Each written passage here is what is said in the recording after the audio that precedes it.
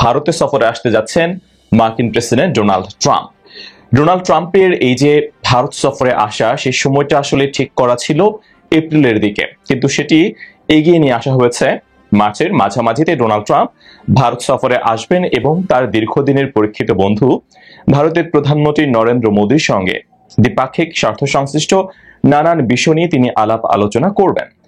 এখন পাশের দেশে, আমাদের প্রতিবেশী দেশে মার্কিন প্রেসিডেন্ট ডোনাল্ড ট্রাম্প আসবেন, এর সঙ্গে আসলে বাংলাদেশের মানুষদের উৎসাহিত, আতঙ্কিত বা চিন্তা ভাবনার কি কোনো কারণ থাকতে পারে কিনা, সেটি একটি বড় প্রশ্ন। তবে বর্তমান রাজনৈতিক নানান পরিস্থিতিতে ডোনাল্ড ট্রাম্পের ভারত সফরে আসাটা অনেক গুরুত্ব বহন করে। কেন গুরুত্ব বহন করে? ডোনাল্ড ট্রাম্প দ্বিতীয়বারের মতো মার্কিন প্রেসিডেন্ট নির্বাচিত হয়েছেন এবং যখন তিনি নির্বাচন করছিলেন তখন প্রচারণার সময় তিনি সোশ্যাল প্ল্যাটফর্ম এক্সে বাংলাদেশের রাজনৈতিক নানান পরিস্থিতি বা অস্থিতিশীলতা নিয়ে এবং সংখ্যালঘুদের নির্যাতন হচ্ছে এই মর্মে তিনি টুইট করেন এবং তিনি বলেছেন যে তিনি যদি ক্ষমতায় থাকতেন তাহলে বাংলাদেশে এই ধরনের ঘটনা ঘটতো না বা তিনি ঘটতে দিতেন না। এই মন্তব্য তিনি করেছেন এবং এরপরে তিনি প্রেসিডেন্ট নির্বাচিত হলেন। নভেম্বর ইলেকশনে ২০ জানুয়ারি তিনি ক্ষমতা গ্রহণ করলেন। তার ক্ষমতা গ্রহণের ২ মাস চলছে এবং তিনি ভারত সফরে আসবেন। এর আগে নরেন্দ্র মোদী তিনি আমেরিকা সফরে গিয়েছেন, সেখানে ওভাল অফিসে বাংলাদেশ প্রসঙ্গ উত্থাপিত হয়েছে, যদিও তখন ডোনাল্ড ট্রাম্প বাংলাদেশ প্রসঙ্গে একটা শব্দ উচ্চারণ করেনি, উল্টো তিনি তার পাশে বসা ভারতের প্রধানমন্ত্রী নরেন্দ্র মোদীর দিকে বাংলাদেশের প্রশ্নটা ছড়ে দিয়েছেন। কিন্তু আমরা দেখেছি অবাকভাবে নরেন্দ্র মোদী নিজেও বাংলাদেশ প্রসঙ্গ নিয়ে কথা বলেননি, উল্টো তিনি ইউক্রেন রাশিয়ার যুদ্ধের পরিস্থিতি নিয়ে নানান ধরনের তিনি কথা বললেন এবং তখন থেকেই মূলত বাংলাদেশের সঙ্গে মার্কিন প্রেসিডেন্ট ডোনাল্ড ট্রাম্পের সম্পর্ক বা রিপাবলিকানের সঙ্গে আমাদের ইউএস প্রশাসনের সম্পর্ক কেমন হবে এসব নিয়ে নানা আলোচনা ডালপালা বিস্তার করে এবং আমাদের ডক্টর মোহাম্মদ ইউনূস সাহেব তিনিও বলেছেন কয়েকটি ইন্টারভিউতে যে তার সঙ্গে মূলত বাইডেন প্রশাসনের যে পরিমাণ যোগাযোগ ছিল সেটা রিপাবলিকান প্রশাসনের সঙ্গে বা ট্রাম্প প্রশাসনের সঙ্গে ওরকম ভাবে তার যোগাযোগ নেই, তবে সেটার চেষ্টা করা হবে বা হচ্ছে এ ধরনের ইঙ্গিত তিনি দিয়েছেন। কিন্তু ঘটনা অন্যরকম ঘটে যখন ডোনাল্ড ট্রাম্প নিজে বলেছেন বাংলাদেশের গণতান্ত্রিক রাজনৈতিক পরিস্থিতি শক্তিশালীকরণের জন্য বিগত বাইডেন প্রশাসনের সময় ২৯ মিলিয়ন মার্কিন ডলার ইউএসএইড এর মাধ্যমে বাংলাদেশের একটি অখ্যাত এনজিওকে দেওয়া হয়েছে যেখানে মাত্র ২ জন কাজ করেন এবং তিনি খুবই হাস্যরস করেছেন এসব বিষয়ে কথা বলতে গিয়ে যে ২ জন মানুষ কাজ করেছেন তারা নিশ্চয়ই ২৯ মিলিয়ন মার্কিন ডলার পেয়ে তারা খুব বড়লোক হয়ে গেছেন এবং তারা বিশ্বের কোনো বিজনেস ম্যাগাজিনেও তারা জায়গা করে নেবেন স্ক্যামার হিসেবে বা এমন কোনো কিছু তিনি বলেছেন। এবং এরপর থেকেই বাংলাদেশের রাজনীতিতে নতুন করে আলোচনা চলছে সেই ২৯ মিলিয়ন মার্কিন ডলার আসলে কাদের কাছে গিয়েছে, কারা সেটি পেয়েছে।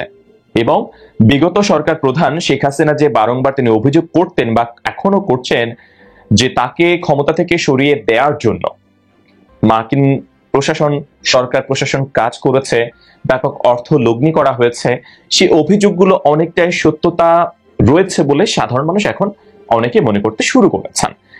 এবং এই পরিস্থিতিতে হঠাৎ করে ডোনাল্ড ট্রাম্পের ভারত সফর এগিয়ে নিয়ে আসা এবং তিনি ভারত সফরে যাবেন মার্চের মাঝামাঝি সময়ে, এটা নতুন করে একটুখানি আবার আলোচনার সুযোগ তৈরি করে। কারণ বর্তমানে বাংলাদেশের থেকে যিনি চলে গেছেন তার ক্ষমতা ত্যাগ করে জুলাই আগস্টের ব্যাপক গণ অভ্যুত্থানের মুখে সাবেক প্রধানমন্ত্রী শেখ হাসিনা তিনি কিন্তু দিল্লিতেই অবস্থান করছেন এবং সেখান থেকে তিনি তার নানান রাজনৈতিক কার্যক্রম তিনি পরিচালনা করছেন। নিয়মিত বিরতিতে তিনি ফেসবুক লাইভে আসেন, তার দলীয় নেতাকর্মীদের বক্তব্য শোনেন, এমনকি যা জুলাই আগস্টের গণ অভ্যুত্থানের সময় পুলিশ সদস্য যারা নিহত হয়েছেন তাদের অনেকেরই পরিবারের সঙ্গে তিনি ওভার দ্য ফেসবুক বা অনলাইনে তিনি কথা বলেছেন, জুমে তিনি কথা বলেছেন এবং সেগুলো আমরা ফেসবুক লাইভও দেখতে পাচ্ছি।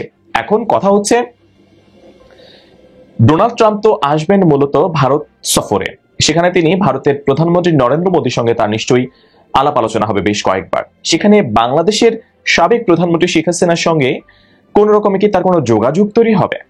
কারণ আপনাদের নিশ্চয় মনে আছে যে শেখ হাসিনার একটি অডিও ফাঁস হয়েছিল 10 নভেম্বর বিগত বছরে শহীদ নূর হোসেন দিবস উপলক্ষে আওয়ামী লীগের যে একটি কর্মসূচি পালনের কথা আহ্বান জানানো হয়েছিল ফেসবুক পেজ থেকে তখন তিনি বলেছেন যে নেতাকর্মী যারা বিক্ষোভ করবেন তাদেরকে বলা হয়েছিল যে তোমরা ডোনাল্ড ট্রাম্পকে শুভেচ্ছা জানিয়ে, যেহেতু 5 নভেম্বর নির্বাচন হয়ে গেছে এবং ফলাফল চলে আসলো 10 নভেম্বরের আগে যে ডোনাল্ড ট্রাম্প নিরঙ্কুশ সংখ্যাগরিষ্ঠতা অর্জন করলেন এবং শেখ হাসিনাকে বলতে শোনা গেছে তার কোনো একজন নেতা বা কর্মীকে যিনি অজ্ঞাত, যার নাম পরিচয় এখনো পাওয়া যায়নি, যে তোমরা বিক্ষোভের সময় ডোনাল্ড ট্রাম্পের ছবিও প্ল্যাকার্ডে রাখবা বা ব্যানার রাখবা এবং তোমাদের উপর যখন আক্রমণ হবে সেই ছবিগুলো আমি ডোনাল্ড ট্রাম্পকে পাঠিয়ে দিব, আমার সঙ্গে যোগাযোগ রয়েছে।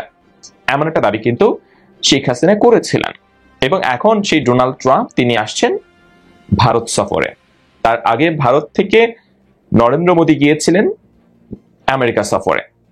এখন ভারত সফরে ডোনাল্ড ট্রাম্প আসলে নিশ্চিতভাবেই ভারতের পার্শ্ববর্তী দেশ বাংলাদেশ, এখানকার রাজনীতির নানান হিসেব নিকেশ নিয়ে নিশ্চিতভাবেই কথা উঠবে। সে কথাগুলো কি কোনোভাবে বর্তমান অন্তর্বর্তীকালীন সরকারের জন্য সুখকর হবে বলে মনে হয়, তাদের পক্ষে যাবে বলে মনে হয়?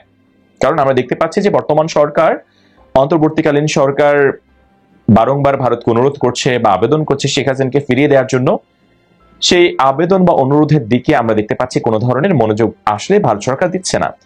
এবং শেখ হাসিনা নিয়মিত বিরতিতে ভারত থেকেই বাংলাদেশের রাজনৈতিক কর্মকাণ্ড পরিচালনা করছেন, তার নেতাকর্মীদের উদ্দেশ্যে কথা বলছেন, এমনকি তিনি ভাষণও দিচ্ছেন। এমন পরিস্থিতিতে কেউ কেউ আবার আশা করছেন, যারা আওয়ামীপন্থী বুদ্ধিজীবী বা মানুষ, যে ভারতে হয়তোবা শেখ হাসিনার সঙ্গে ডোনাল্ড ট্রাম্পের কোনো ধরনের কথাবার্তা, বৈঠক বা যোগাযোগ হতে পারে। এই কথাবার্তা, বৈঠক বা যোগাযোগ এটি আদৌ হবে কিনা সেটা নিয়ে যেমন সন্দেহ রয়েছে, কারণ শেখ হাসিনা তিনি বাংলাদেশের সাবেক একজন প্রধানমন্ত্রী, যার বিরুদ্ধে গণহত্যা সহ নানান ধরনের মামলা রয়েছে এবং তিনি বাংলাদেশের এই মুহূর্তে মোস্ট ওয়ান্টেড একজন আসামি।